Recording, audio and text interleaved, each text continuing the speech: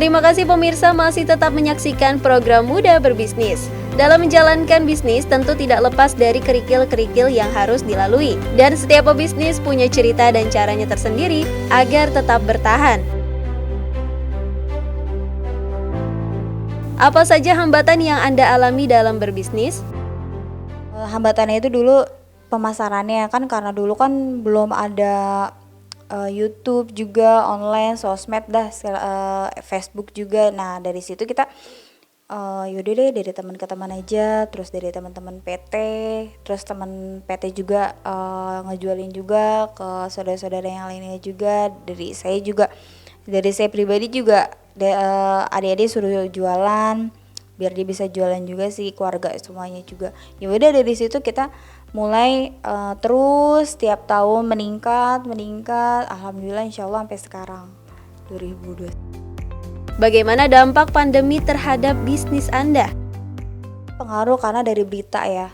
Nah awalnya jadi tuh setiap ada berita jadi semua ekonomi kan lumpuh. Cuma kita inovasi, kita yakinin insyaallah kita bisa. Jadi nggak hanya jangan karena COVID jadi kita ekonomi kita jadi lumpuh. Seharusnya malah kita kayak bikin motif baru, kayak misalnya hijab yang bermasker, terus pokoknya yang berbau-bau rumah sakit itu juga ada cetakannya, motifnya, cuman belum ada.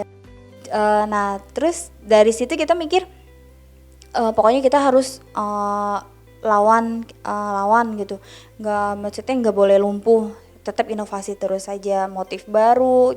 Kita mau lawannya itu setiap hari kita harus posting jualan kita, jadi yang biasanya yang udah dirumahkan jadi bisa jualan juga. Bagaimana cara Anda menghadapi para pesaing bisnis? Di persaingan itu kita hadapinnya itu motif.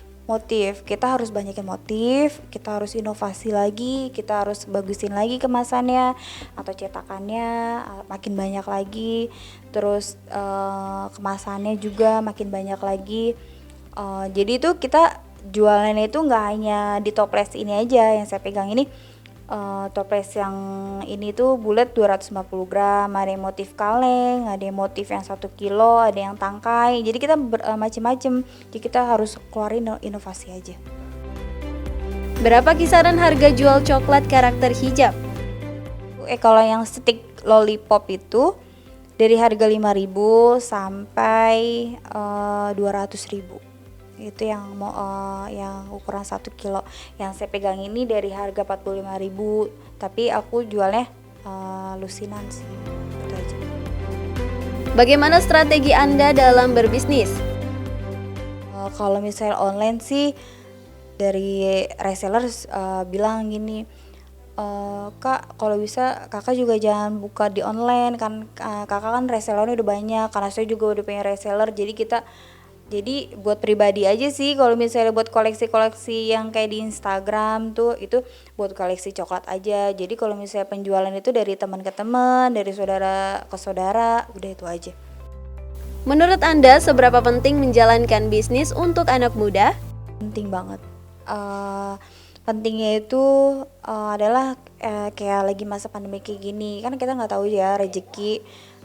Terus tiba-tiba ada yang dirumahkan, yang tadinya berkarya jadi dirumahkan juga, yang di PHK juga. Ya kalau misalnya kita nggak punya usaha sampingan selain kerja juga, ya sekarang yang dirumahkan sekarang lagi banyak yang cari-cari usaha. Ya udah saya ajakin, ya udah usaha bareng jadi reseller kita gitu, jadi mau.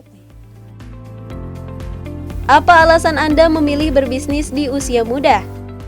Balik lagi ke hobi. Jadi tuh kan aku suka warna-warni tuh, apalagi pinky, terus karakter Disney ya. Jadi tuh yang lain itu lebih suka karakter yang terupdate. Kalau misalnya momennya ya, setiap momen itu kan kayak Idul Fitri atau menjelang puasa itu kita ada momen-momennya Kak. Jadi tuh ya sebisa kita semenarik kita juga harus ngukirnya atau apa namanya motif-motifnya kita harus lebih lucu lagi, lebih unik lagi. Terus juga kasih gambar-gambaran yang lucu-lucu buat para reseller aja gitu. Apa pesan untuk kaum milenial yang ingin memulai bisnis? Justru kalau misalnya bisnis itu emang harusnya di usia muda ya, soalnya kan Lia sendiri aja dulu lagi umur 18 tahun aku udah jualan coklat.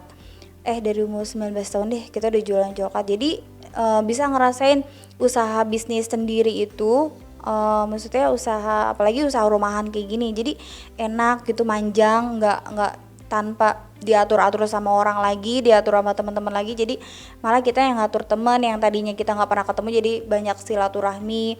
Enaknya di situ juga sih Kak.